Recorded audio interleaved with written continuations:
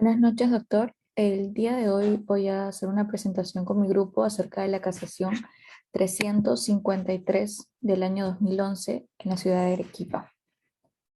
En esta oportunidad haré una descripción acerca de la casación. Empezaré diciendo que el agraviado se encuentra legitimado para participar activamente en el desarrollo del proceso, siendo necesario que éste actúe con todos los derechos y garantías que le aseguran la satisfacción de su pretensión. Siendo así, tendrá derecho a impugnar el sobreseimiento y sentencia absolutoria.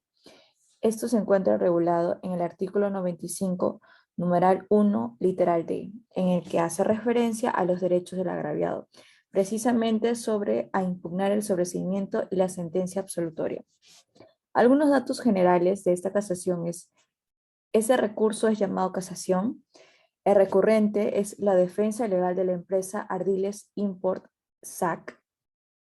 El procesado es Hernán Sánchez Arizpe. El agraviado es la empresa Ardiles Import SAC. El delito es la apropiación ilícita. Y la decisión en este caso es que fue fundado el recurso de casación para el desarrollo de la doctrina jurisprudencial en relación a la inobservancia de las normas legales de carácter procesal. Casaron la resolución de vista que declaró infundado el recurso de apelación propuesto por la empresa agraviada, la empresa Ardiles Imporsac, y ordena que un nuevo colegiado dicte nueva resolución y disponga, se considere ineludiblemente como doctrina jurisprudencial vinculante lo señalado en el cuarto considerando, que es el motivo casacional, pues, ¿no?, para el desarrollo de la doctrina jurisprudencial. En este caso, el recurso de casación interpuesto contra el auto de vista emitida por la segunda Sala Penal de Apelaciones de la Corte Superior de Justicia de Arequipa, que declaró infundado el recurso de apelación interpuesto por la empresa Ardiles Import Sachs y confirmó la resolución número 0 contra guión 2001 que declaró fundado el requerimiento de sobreseimiento propuesto por el Ministerio Público y dispuso el archivo de la causa. El recurso de casación que la Sala Suprema ha declarado fundado, la defensa del representante legal de la empresa agraviada invoca como causales la inobservancia de garantías constitucionales de carácter procesal, manifiesta que hay ilogicidad en la motivación de las resoluciones judiciales, además de haber falta de aplicación del inciso D del artículo 95 del decreto legislativo número 957 y la falta de aplicación del inciso primero del artículo 58 del decreto legislativo. Dentro de las referencias normativas tenemos al artículo 159 que da referencia a las atribuciones del Ministerio Público. Esta correspondencia al Ministerio Público hace referencia a que promover de oficio o petición de parte la acción judicial en defensa de la legalidad y de los intereses públicos tutelados por el derecho, además de velar por la independencia de los órganos jurisdiccionales y por la recta administración de justicia. También representar en los procesos judiciales a la sociedad, además de conducir desde un inicio la investigación del delito. Con tal propósito es que la Policía Nacional está obligada a cumplir los mandatos del Ministerio Público en el ámbito de su función. Ejercitar la acción penal de oficio o petición de parte. Emitir dictamen previo a las resoluciones judiciales en los casos que la ley contempla. Ejercer iniciativa en la formulación de las leyes y dar cuenta al Congreso o al presidente de la República de los vacíos o defectos de la legislación. Una segunda referencia normativa que se debe aplicar en este caso, que se ha aplicado en este caso, es el artículo 4 del título preliminar, en el que habla acerca de las normas legales que establecen excepciones a una regla general o que restringen derechos o que establecen sanciones. Estas se aplican estrictamente a los casos previstas por ellas, sin que pueda realizarse interpretación extensiva ni aplicación analógica. Bueno, voy a continuar con la exposición. Soy la alumna Edith Ticona Ticona. Hoy les voy a hablar sobre los fundamentos de hecho de la casación número 353-2011, Arequipa.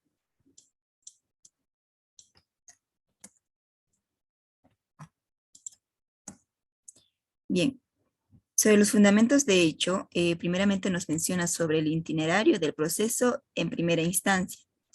La presente casación en primera instancia se requirió, se declara el sobreseimiento de la causa, esto seguida contra el señor Hernán Sánchez Arizpe como el presunto autor del delito contra el patrimonio. Esto en la modalidad de apropiación ilícita previsto en el artículo 190, primer párrafo del Código Penal, en agravio de la empresa Ardiles Import SAC.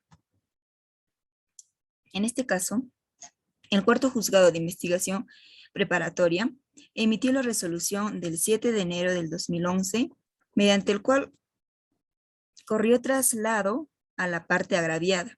Es por ello que la parte civil formuló la oposición a la solicitud de archivo.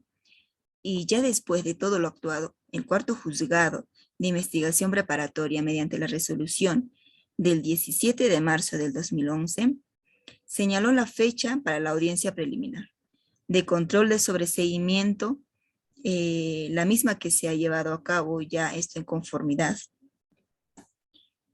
Bien, el segundo punto es a tratar sobre el trámite recursal en segunda instancia. Tiene dos supuestos.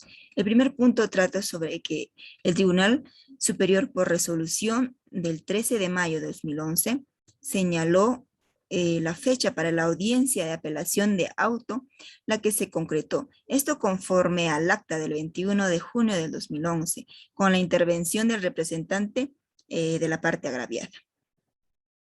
Y asimismo, el Ministerio Público, también el abogado, defensor del imputado, y posteriormente la Corte Superior de Justicia de Arequipa, procedió a dictar el auto de vista del 29 de julio del 2011, que declaró infundado el recurso de apelación propuesto por la empresa agraviada y confirmó la resolución del 8 de abril del 2011. Esta resolución que declaró fundado el requerimiento de sobreseimiento, esto propuesto por el Ministerio Público. Entonces, en consecuencia, debe disponerse el archivo definitivo de la causa seguida. Esto en contra del señor Hernán Sánchez Arizpe por el delito de apropiación ilícita prevista en el artículo 190 del Código Penal, en agravio de la empresa Ardiles Import SAC. El segundo supuesto nos dice que estando a ello el representante de la parte agraviada interpuso recurso de casación mediante escrito de foja 115 contra la resolución antes aludida. Estoy invocando como causales a los siguientes puntos. La primera que nos menciona que es la inobservancia de garantías constitucionales de carácter procesal. La segunda que es la manifiesta ilogicidad en la motivación de las resoluciones judiciales. La falta de aplicación del inciso D del artículo 95 del decreto legislativo 957 y la falta de aplicación del inciso primero del artículo 158 del decreto legislativo número 957. Bien, el trámite de recurso de casación interpuesto por la parte agraviada. El Tribunal Superior, por resolución de fecha 23 de septiembre del 2011, concedió el recurso de casación extraordinario respecto a la causal Son tres causales que se mencionan. La primera, que es la inobservancia de garantías constitucionales de carácter procesal. La segunda, que es el auto expedido con manifiesta ilogicidad en la motivación. Y por último, que es la falta de aplicación de la ley penal. Asimismo, declaró improcedente el recurso de casación interpuesto por la causal de falta de aplicación del derecho, contenido ello en el inciso primero del artículo 158 del Decreto Legislativo 957. Bien. Ya posterior a ello, cumplido el trámite de traslado a las partes procesales, este Tribunal Supremo, mediante Ejecutoría Suprema de fecha 17 de febrero del 2012, en uso de sus facultades, declaró inadmisible el recurso de casación por las causales referidas a la inobservancia de las garantías constitucionales, tal como son la pluralidad de instancias y el derecho a la motivación de resoluciones judiciales, así como también la causa que manifiesta ilogicidad a la motivación, y bien concedido ese recurso de casación para el desarrollo de doctrina jurisprudencial. Ello en relación a la inobservancia de las normas legales de carácter procesal. Buenas noches, mi nombre es Nayeli Romero Cachay y el día de hoy voy a hablarles acerca de los fundamentos de derecho de esta actual casación. Bueno, tenemos que el día 17 de febrero del 2012,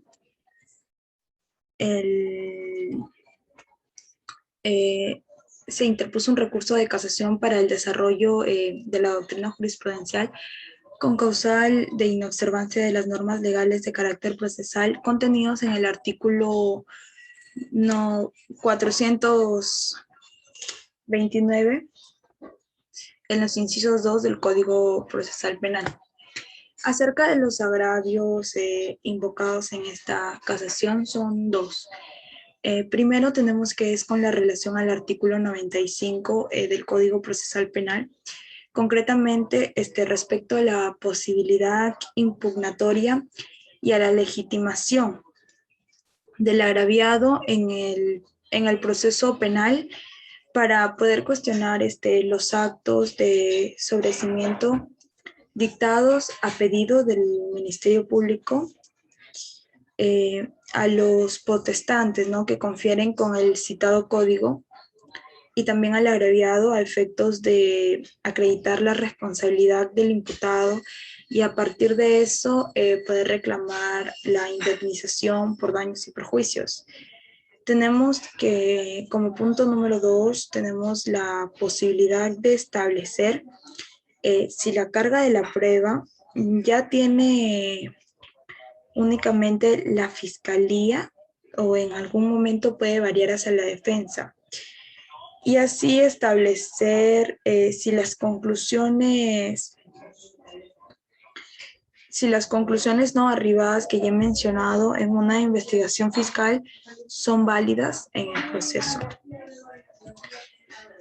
Bueno, tenemos, como ya lo mencioné, el motivo de la casación es de la inobservancia de normas legales en carácter procesal. Tenemos que, en primer lugar, debemos de resaltar que el Estado debe de garantizar y establecer ciertas condiciones de los derechos de la víctima o del agraviado, también debiendo facultar una participación activa dentro del proceso penal para poder lograr el establecimiento de su pretensión.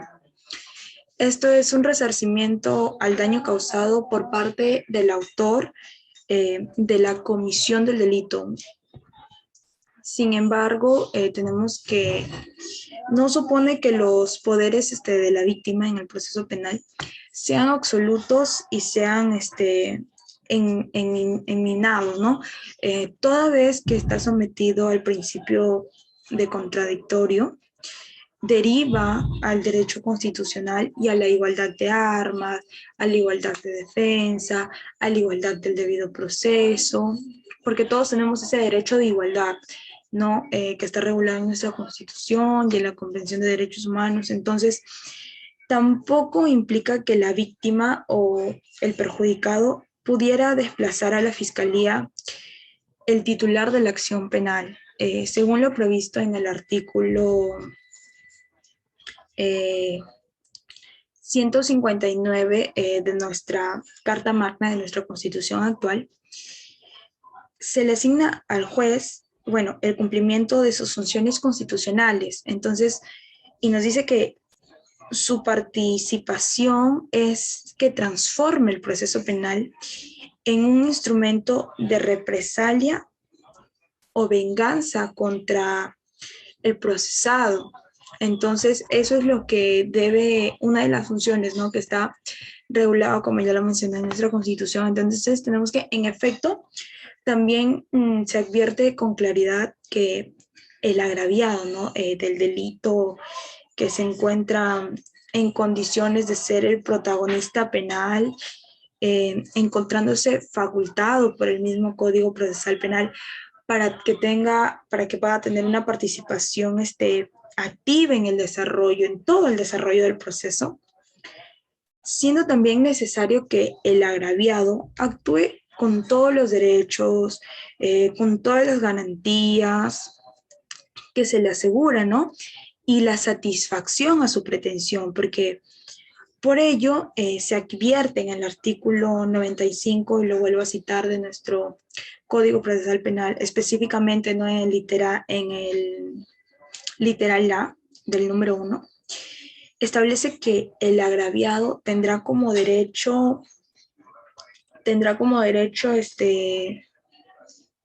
el agraviado tendrá como derecho impugnar el sobreseimiento a la sentencia absoluta, en concordancia con el artículo número 340, ¿no? El 347 y del mismo cuerpo legal, señala que contra el auto, el sobreseimiento procede el recurso de apelación, ¿no? Motivada por el cual la Sala Suprema debe de emitir un nuevo pronunciamiento. Entonces tenemos que, respecto a las cuestiones formuladas por la posibilidad de establecer si la carga procesal de la prueba la tiene únicamente el fiscal, o en algún momento quizás la puedan tener se pueda ir hacia la defensa. Cabe precisar pues que, tal como lo establece el artículo 4 de nuestro título preliminar del Código Procesal Penal, tenemos que considerarlo este artículo, porque nos señala en concordancia también con el artículo 60 de nuestro Código Procesal Penal. También nos señala que el Ministerio Público es el titular de esta acción penal en los delitos, en todos los delitos, y tiene como deber que la carga procesal se debe actuar con objetividad, con veracidad, y indagando no solo los hechos constitutivos del delito, sino que también se pueda acreditar, también se pueda determinar la responsabilidad o la inocencia del imputado, ¿no? Porque es una persona de la que estamos hablando acá, es la vida de una persona, entonces debe de tenerse mucha responsabilidad, pero eso tampoco no impide que el procesado pueda defenderse de la imputación fáctica que pese en su contra, presentando los medios de prueba que descarga, ¿no? Más aún también cuando se trata de una defensa afirmativa, donde el juez exige que el acusado descubra todos los elementos probatorios e información que posea, ¿no? Y que pueda sustentar la misma, que pueda sustentar su pretensión, que pueda sustentar sus mismos hechos, ¿no? Por eso también podemos decir que las conclusiones arribadas que ya he podido hablar acerca de la carga de la prueba, de cuáles son los procesos que se debe de llevar, también en una investigación fiscal es válida, ¿no? En otros procesos también es válida. Entonces, Cabe señalar como conclusión y que es un juicio razonable, que siempre y cuando sea un juicio razonable y como tal no pueda llevarse en otro proceso. Muy bien, saludos doctor. Yo, el alumno Daniel Sam Landeo Burga, hablaré acerca de la decisión de la Corte Suprema al caso del expediente materia de evaluación. Primero, debemos entender que la Corte Suprema declaró fundado el recurso de casación para el desarrollo de la doctrina jurisprudencial en relación a la inobservancia de las normas legales de carácter procesal. Procesal interpuestamente por la defensa técnica de la empresa Ardiles Import SAC. Asimismo, en consecuencia, la Corte Suprema casó la resolución de vista de fecha 19 de julio del 2011, emitido por la Segunda Sala Penal de Apelaciones de la Corte Superior de Justicia de Arequipa, que, obrante a hojas 98, precisan de que en esta sentencia de vista declaró infundado el recurso de apelación eh, propuesto por la empresa Ardiles Imporsac ya mencionado, y que además confirmó la resolución 8 de fecha 8 de abril de 2011, que declara fundado el requerimiento de sobreseimiento propuesto por el Ministerio Público y dispuso el archivo definitivo eh, a través de la causa seguida contra el señor Hernán Sánchez Arizpe por el delito de apropiación ilícita. Todo ello previsto en el párrafo o en el primer párrafo del artículo 190 del Código Penal. En agravio propuesto a la empresa Ardiles Importsac, y que además recordemos que este artículo que habla de la apropiación ilícita en el Perú estaba regulado en el artículo 346 anteriormente, inciso 6 del Código Penal de 1862. En el Código Penal de 1924, la apropiación ilícita se encontraba prescrita en los artículos 240 al 242. Hoy actualmente hablamos de que la apropiación ilícita, también conocido como el delito de la apropiación indebida, está tipificado actualmente en los artículos 190 al 193 del Código Penal de 1991. Asimismo, la apropiación ilícita es el acto cometido por un agente delictivo en su provecho o en el de un tercero, ya sea todo mediante el cual hace suyo en forma indebida un bien mueble, una suma de dinero o cualquier objeto que se haya entregado para la guarda o depósito a título de administración de cualquier otro título no traslativo de dominio, a pesar de que existe la obligación de, de devolver oportunamente, claro está, el bien entregado en custodia. Pero además, recordemos que en la apropiación ilícita, la capacidad de disposición del propietario resulta afectada por el abuso de confianza, ya que siendo precisamente este hecho, el abuso de confianza, el que justifica la punibilidad del incumplimiento de la obligación de restituir, de no concurrir tal abuso de confianza, no habría apropiación ilícita.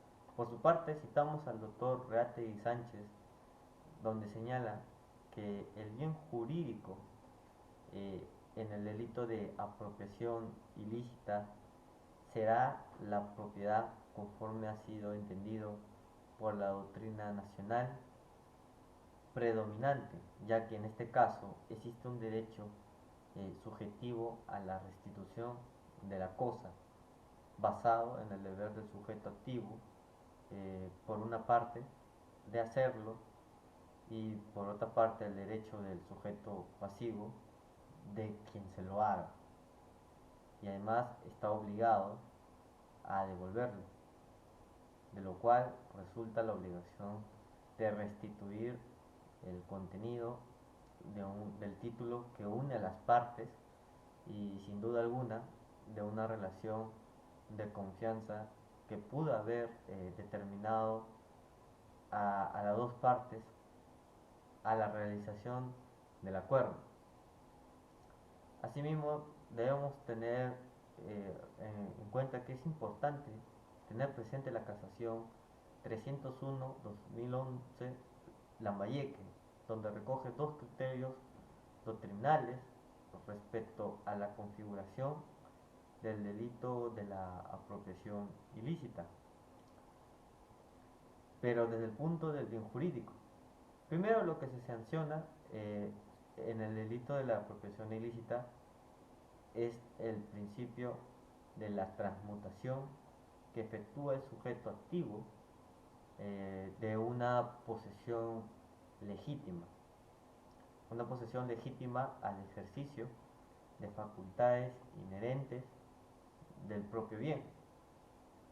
Seguidamente, el delito de apropiación indebida no solamente castiga los actos de expolio o de expropiación en estado puro, caracterizadas por la privación definitiva de la propiedad, sino que el bien jurídico protegido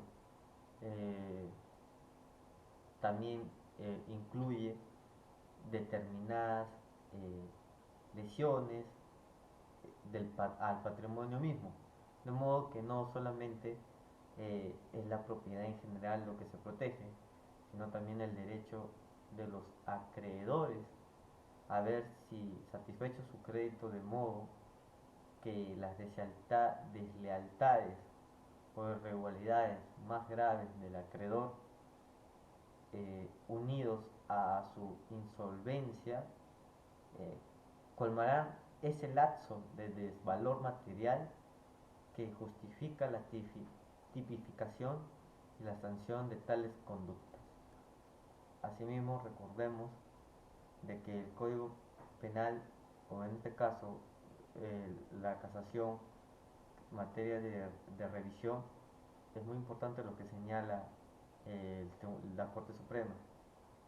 Pero para ser más precisos y porque siempre se fundamentan bajo estos artículos, mi siguiente compañera hablará acerca más sobre este tema. Buenas tardes, profesor y compañeros. Mi nombre es Pamela Casaico y a mí me toca exponer la parte final de la sentencia. Bueno, primeramente voy a comenzar hablando del por qué se menciona mucho el artículo 95 del Código Procesal Penal en esta sentencia. Para comenzar, primero voy a explicarles brevemente el por qué.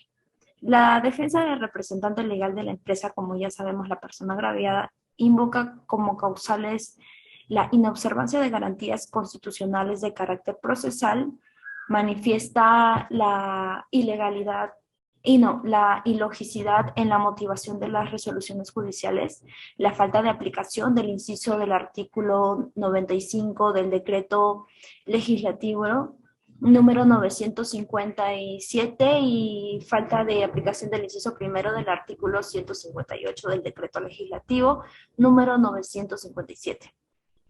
Con esto cabe recalcar que en efecto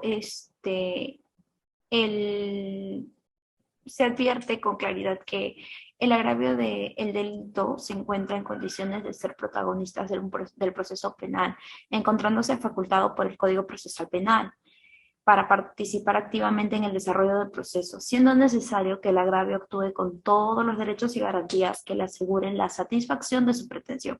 Es por ello que el artículo 95 del Código Procesal Penal, específicamente en el literal D, del numeral 1, establece que el agravio tendrá como derecho impugnar el sobreseimiento y la sentencia absoluta en concordancia con el artículo 347 del mismo cuerpo legal.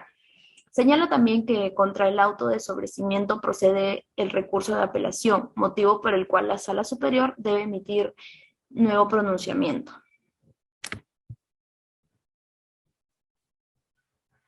Continuando con la exposición, si hablamos de lo que es el artículo 4 del título preliminar del Código Procesal Penal.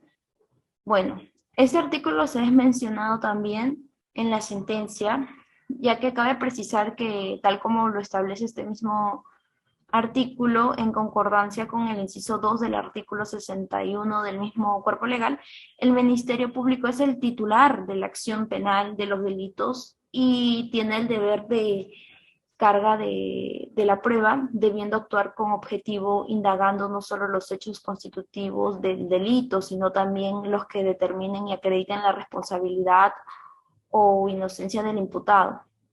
Sin embargo, ello no impide que el procesado pueda defenderse de la imputación fáctica que pesa en su contra, presentando medios de prueba de descargo más, ¿cómo decirlo?, más, más aún cuando se trata de una defensa afirmativa, en donde el juez exigirá que el encausado descubra todos los elementos probatorios e información que posea y que sustente la misma sentencia, ¿no? Bueno, finalizando con todo esto, quiero decir que en relación a si las conclusiones arribadas a una investigación fiscal son válidas en otro proceso.